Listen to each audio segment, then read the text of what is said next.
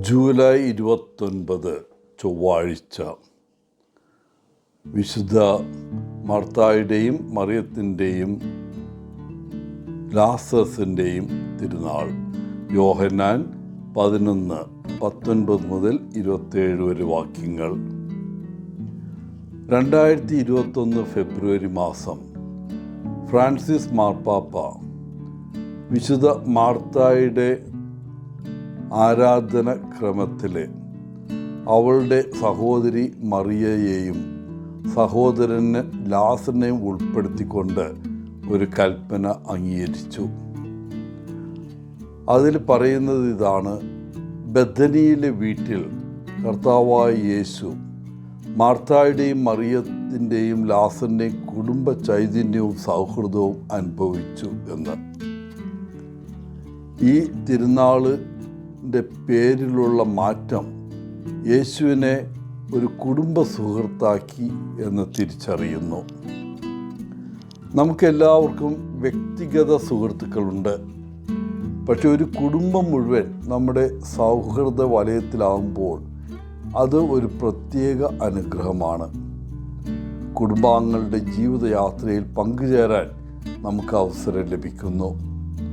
അവരുടെ സന്തോഷത്തിലും ദുഃഖത്തിലും, അവരുടെ പ്രധാനപ്പെട്ട ആഘോഷത്തിലും, അവരുടെ പോരാട്ടത്തിലുമെല്ലാം നമ്മൾ പങ്കുചേരുന്നു. 2 സഹോദരിമാരും ഒരു സഹോദരനുമുള്ള ഈ കുടുംബമായി യേശുവിന് അടുത്ത ബന്ധമുണ്ടായിരുന്നു.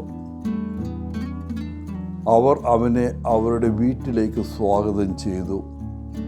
ഈ കുടുംബവുമായുള്ള യേശുവിൻ്റെ ബന്ധം 2 സുവിശേഷങ്ങളിൽ വിവരിച്ചിരിക്കുന്നു.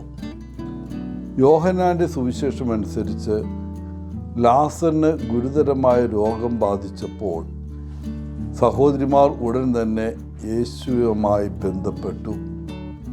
യേശു വരുന്നതിന് മുമ്പ് ലാസർ മരിച്ചെങ്കിലും യേശു ലാസറിനെ മരണത്തിൽ നിന്ന് ജീവിതത്തിലേക്ക് തിരികെ കൊണ്ടുവന്നു. പ്രിയപ്പെട്ട ഒരാളുടെ മരണത്തിൽ ദുഃഖിക്കുന്ന വിശ്വാസികൾക്ക് ആശ്വാസം നൽകുന്ന അത്ഭുതകരമായ ഒരു പ്രത്യാശയുടെ വാക്ക് ആ അവസരത്തിൽ മാർത്തായോട് കർത്താവ് പറഞ്ഞു: ഞാൻ പുനരുദ്ധാനവും ജീവനുമാവുന്നു. ആരെങ്കിലും എന്നിൽ വിശ്വസിക്കുന്നുവെങ്കിൽ അവർ മരിച്ചാലും ജീവിക്കും.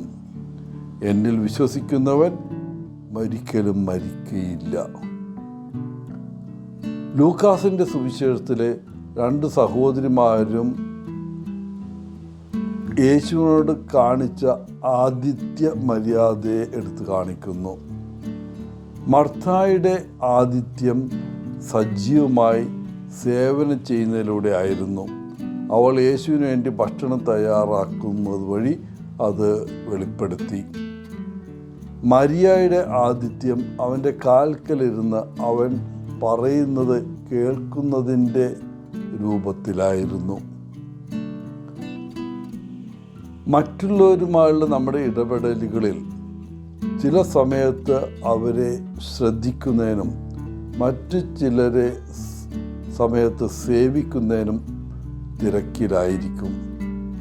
ഏത് സമയത്താണ് ഏത് തരത്തിലുള്ള ആതിഥ്യ മര്യാദ ആവശ്യമെന്ന് അറിയുന്നത് ഒരു ജ്ഞാനമുണ്ട് അതിൽ. കർത്താവുമായുള്ള നമ്മുടെ ബന്ധത്തിലും അങ്ങനെ ഒരു ബന്ധമുണ്ട്. ചില സമയങ്ങളിൽ പ്രാർത്ഥനയിൽ ലയിച്ചിരുന്ന അവനെ ശ്രദ്ധിക്കാൻ ഒരു സമയം, മറ്റു ചില സമയത്ത് കർത്താവിൻ്റെ പ്രേക്ഷിത വേല തുറന്നു കൊണ്ടുപോകുവാൻ സാധിക്കണം. നാം കണ്ടുമുട്ടുന്നവർക്ക് പ്രായോഗികമായ രീതിയിൽ അവൻ്റെ സ്നേഹനിർഭരമായ സാന്നിധ്യം നമ്മൾ പ്രവൃത്തിയിലൂടെ കാണിക്കണം. ഇന്നത്തെ സുവിശേഷ വായനയിൽ ലാസറിൻ്റെ മരണവും അത് അവൻ്റെ സഹോദരിമാരായ മാർത്തായിലും മറിയയിലും പിന്നെ യേശുവിലും ചെലുത്തിയ സ്വാധീനത്തെ കേന്ദ്രീകരിക്കുന്നു. ലാസർ മരിച്ചപ്പോൾ യേശു മാത്രമല്ല, മാർത്തായും മറിയവും എല്ലാവരും തകർന്നു പോയി. യേശു പറഞ്ഞു: ഞാൻ പുനരുദ്ധാനവും ജീവനുമാവുന്നു. എന്നിൽ വിശ്വസിക്കുന്നവൻ മരിച്ചാലും ജീവിക്കും. പിന്നീട് യേശു മാർത്തയോട് ചോദിക്കുന്നത് വളരെ പ്രസക്തമായ ചോദ്യമാണ്. നീ ഇത് ശരിക്കും വിശ്വസിക്കുന്നുവോ? മാർത്ത ആഴമേറിയ ഒരു വിശ്വാസ പ്രഖ്യാപനം അവിടെ നടത്തുന്നു.